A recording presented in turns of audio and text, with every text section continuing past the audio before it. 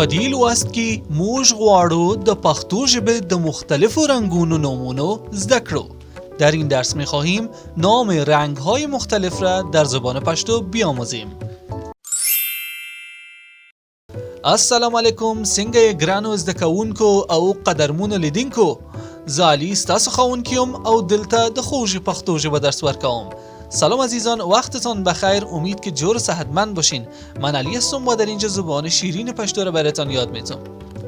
در این درس نام تمامی رنگ‌های اصلی و رنگ‌های مهم را به زبان پشتو یاد خواهیم گرفت. لطفاً تا آخر ویدیو همراه ما باشین و برای حمایت از ما ویدیو را لایک کنید.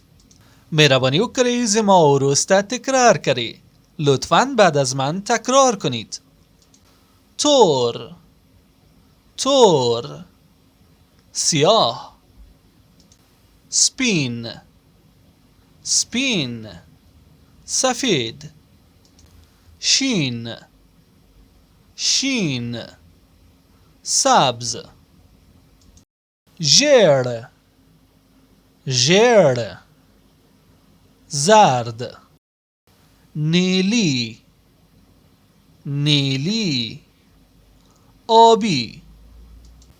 ارغوانی، ارغوانی، بنفش.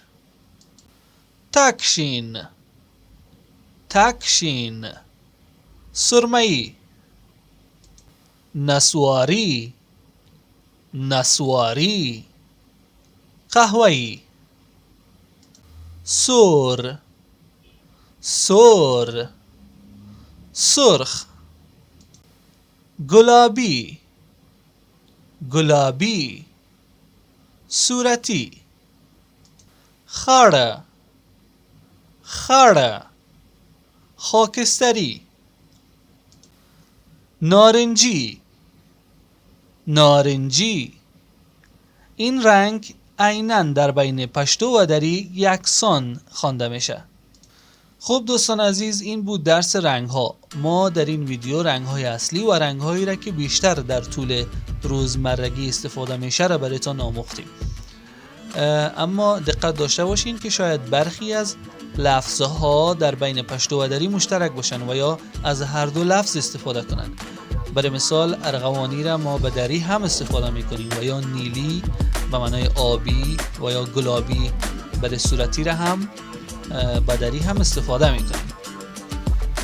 اما برای حمایت از ما لطفاً ویدیو را لایک کنین و به دوستانتان به اشتراک بگذارین. امیدوار هستم که این درس هم براتان مفید بوده باشه.